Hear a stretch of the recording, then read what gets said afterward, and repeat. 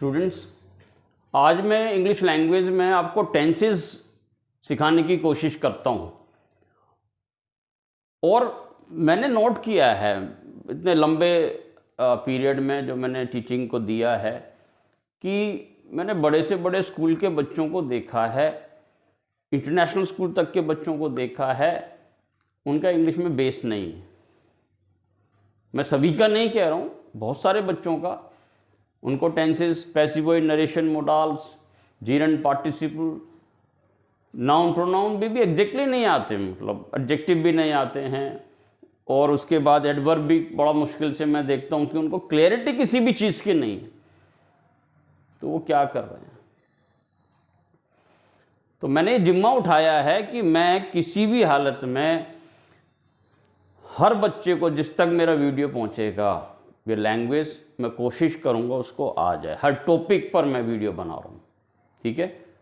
क्योंकि मैं सुबह से लेके कई बार 9 बज जाते हैं, 10 बज जाते हैं, 11-12 बज जाते हैं बच्चों को पढ़ाते हुए, उसके बाद नए वीडियोस बना रहा हूँ जस्ट फॉर द सेक कि जो पढ़ना चाहता है उस तक मेरी रीच हो जाए, मैं वहाँ तक पहुँच जाऊँ, ठीक है। तो अब ज़रा ध्यान से समझिएगा टेंसेस। तो मैं आज सिर्फ इंट्रोडक्टरी पार्ट दूंगा, part 1 tenses.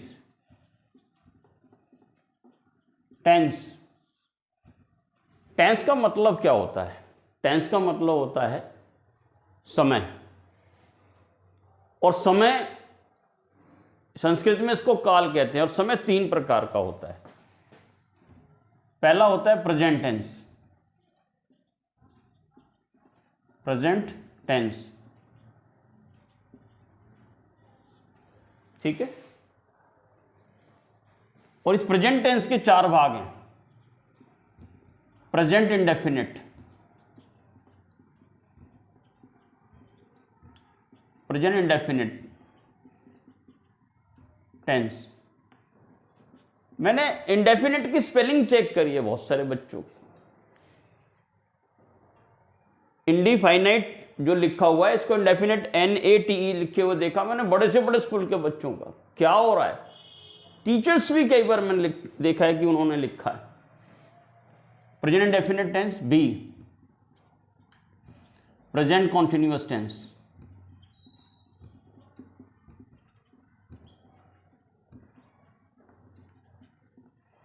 C present perfect tense.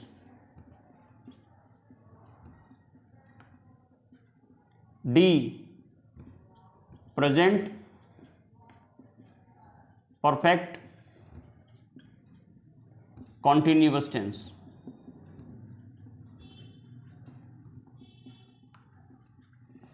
अभी इनके बारे में मैं आपको बहुत डिटेल में बताऊंगा। सेकंड पार्ट है पास्ट टेंस। और यही चारों भाग, यही जो सारे 4 पार्ट हैं, इसके भी हैं। Past indefinite,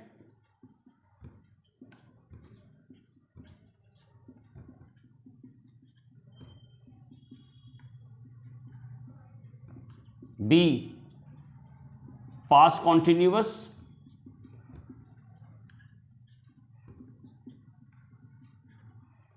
C past perfect,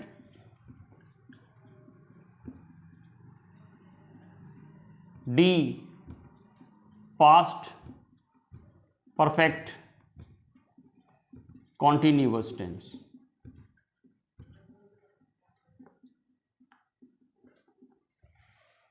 और यही 4 पार्ट फ्यूचर के भी।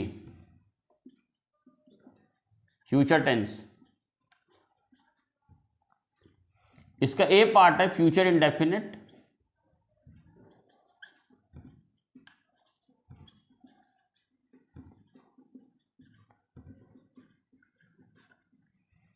B पार्ट है फ्यूचर कॉन्टिन्यूअस,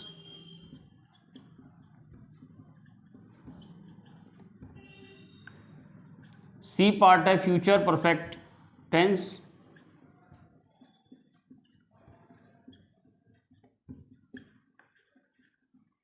और D पार्ट है फ्यूचर परफेक्ट कॉन्टिन्यूअस टेंस।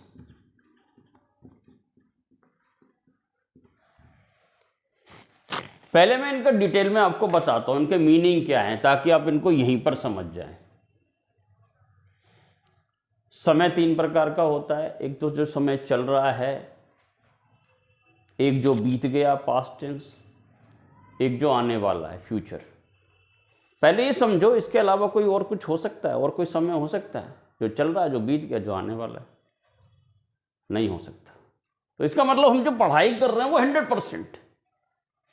अब क्यों सीखना चाहिए? हम हिंदी में जब से हम पैदा हुए हैं, जब तक हमारी अंतिम यात्रा होती है, उसके बीच में हम करोड़ों सेंटेंसेस एक दूसरे को बोल चुके होते हैं, लेकिन हमने कभी भी उनको कैटेगराइज नहीं किया, क्योंकि हमारी मदर लैंग्वेज हमें जरूरत नहीं पड़ी। आज क्योंकि हम एक दूसरी लैंग्वेज सीखने जा रहे हैं, तो किसी भी लैंग्वेज सीखने का तरीका क्या है? सिंपल, कि जो हम हिंदी में बातें कर रहे हैं उसको इंग्लिश में उस लैंग्वेज में क्या कहते हैं। यही तो है पढ़ाई, यही है ग्रामर, यही है टेंसेस। तो टेंस हमें ये देखना है कि जो हम बातें करते हैं वो इनमें से कौन कौन से टेंस में कौन कौन सी बातें, आज उनको हम कैटेगराइज करेंगे। और आज अगर मेरे साथ लग के अगर आपने इसको कैटेगराइज कर लिया, तो एक बहुत बड़ा कदम आप इस लैंग्वेज को सीखने में आप उठा चुके होंगे। बहुत ध्यान से देखना। पहला टेंस है प्रेजेंट, यानी कि जो चल रहा है। इसका पहला पार्ट है प्रेजेंट इंडेफिनिट टेंस। देखो, प्रेजेंट माने जो वर्तमान में, इंडेफिनिट का मतलब जो अनिश्चित है, निश्चित कुछ भी नहीं है। टेंस माने समय। तो इसमें कौन सी बातें होती है, मुझे वो बात आप तक पहुंचानी है।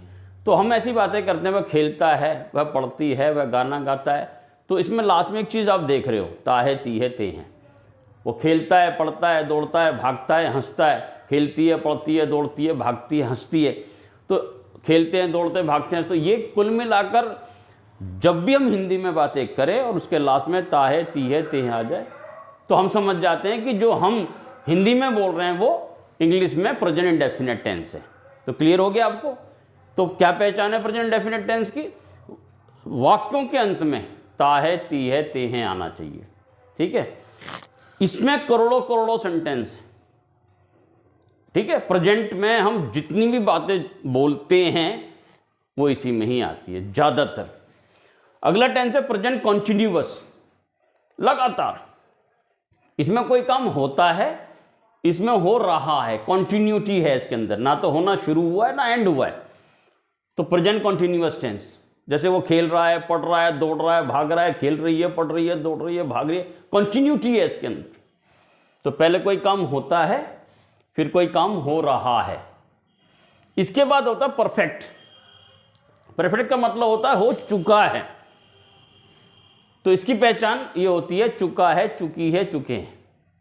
जैसे वह खाना खा चुका है, मैंने पत्र लिख लिया है या लिख चुका हूं, वह कपड़े धो चुकी है या उसने कपड़े धो लिए हैं। तो इसकी पहचान ये भी होती है चुका है, चुकी है, चुके हैं। इसके अलावा ये भी होता है आया है, गया है, भागा है, दौड़ा है, यानी कि जो भी हुआ परफेक्ट। अगर मैं किसी से कहता हूं मैं खाना खा चुका हूं या मैं कहता हूं मैंने खाना खा लिया है, तो दोनों में कोई डिफरेंस नहीं है, दोनों में परफेक्शन है। ठीक है? पहले कोई काम होता है, फिर हो रहा है, फिर हो चुका है। अब आप कहोगे कि ये अगला टेंस क्यों आया, जब हो चुका है के बाद तो कुछ नहीं होता। तो आप इसको ध्यान से देखिए, इसमें परफेक्ट भी है और कॉन्टिन्यूअस भी है। यानी कि कोई काम कुछ हद तक हो चुका है परफेक्ट, और अभी भी हो रहा है कॉन्टिन्यूअस। जैसे वह 2 घंटे से पत्र लिख रहा है, 2 घंटे तक लिख लिया, अभी भी लिख रहा है। 30 सालों से मेट्रो बन रही है, तो 30 साल तक बन गई, अभी भी बन रही है। तो इसमें कुछ हद तक काम हो गया, कुछ अभी कॉन्टिन्यूटी में है। तो अब इन सबकी पहचान में एक रिदम है, वही रिदम इसमें, वही रिदम इसमें। इसको पहचान लो। करोड़ों करोड़ों सेंटेंस एक एक टेंस में आते हैं। मैं खाना खाता हूं, मैं खाना खा रहा हूं, मैं खाना खा चुका हूं, मैं आधे घंटे से खाना खा रहा हूं। सेम चीज, मैं खाना खाता था, मैं खाना खा रहा था, मैं खाना खा चुका था, मैं 2 घंटे से खाना खा रहा था, मैं खाना खाऊंगा, मैं खाना खा रहा हूंगा, मैं खाना खा चुका हूंगा, मैं 2 घंटे से खाना खा रहा हूंगा। तो ये रिदम है इसमें। वह पत्र लिखता है, वह पत्र लिख रहा है, वह पत्र लिख चुका है, वह आधे घंटे से पत्र लिख रहा है, वह पत्र लिखता था, वह पत्र लिख रहा था, वह पत्र लिख चुका था, वह आधे घंटे से पत्र लिख रहा था, वह पत्र लिखेगा, वह पत्र लिख रहा होगा, वह पत्र लिख चुका होगा, वह आधे घंटे से पत्र लिख रहा होगा। तो ये जो कॉन्टिन्यूटी है, ये जो इसमें एक रिदम है, इसको आपको समझना है। करोड़ों करोड़ों सेंटेंस हर टेंस के अंदर हैं, एक बहुत बड़ी लैंग्वेज बनकर खड़ी हो जाएगी। और ये मैं जिन बच्चों को पढ़ाता हूँ ना, खटाखट खटाखट खड़े होकर एक बच्चे से पूछना एक सांस में टेंस और पैसिव वॉइस तो यूं ही बता देगा। 40 तक टेबल्स मैंने छोटी छोटी क्लासेस को लर्न करवा रखे। क्यों? एक नई फोर्स तैयार कर रहा हूँ, फ्यूचर लीडर्स। ये मेरा कंसेप्ट है, मेरे स्कूल का भी ये कंसेप्ट है, फ्यूचर लीडर्स। एक बार दोबारा समझना, इसको इंडेफिनेट क्यों कहते हैं? जब वो कहते हैं वह खाना खाता है, तो हमें ये नहीं पता कब खाता है, कहाँ खाता है, नहीं पता। वह गाना गाता है, कौन सा गाना गाता है, कब गाता है, नहीं पता। इसलिए इसको इंडेफिनेट कहते हैं, अनिश्चित है। इसमें सारी बातें, बस वो खेलता है, कहाँ कब नहीं पता, गाना गाता है, पढ़ता है, दौड़ता है, भागता है। तो ये जो रिदम इसमें बन रहा है, मैं एक बार और रिपीट कर देता हूँ।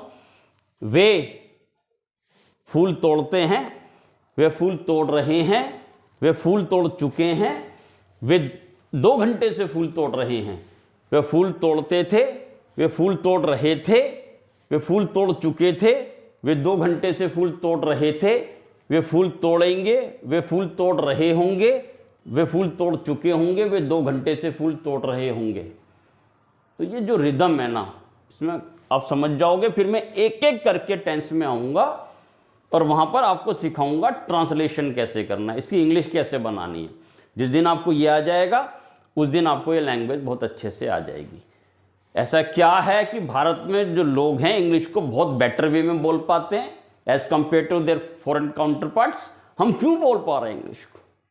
हमारी एक्सेंट भी अमेरिकन एक्सेंट में भी है, हमारी एक्सेंट भी उनसे बढ़िया है कई बार। कि हम जो इंडियन ओरिजिन का व्यक्ति है, उसके दिमाग में जो कंसेप्शन ऑफ एन आइडिया है वो आता है हिंदी में। And then what does he do?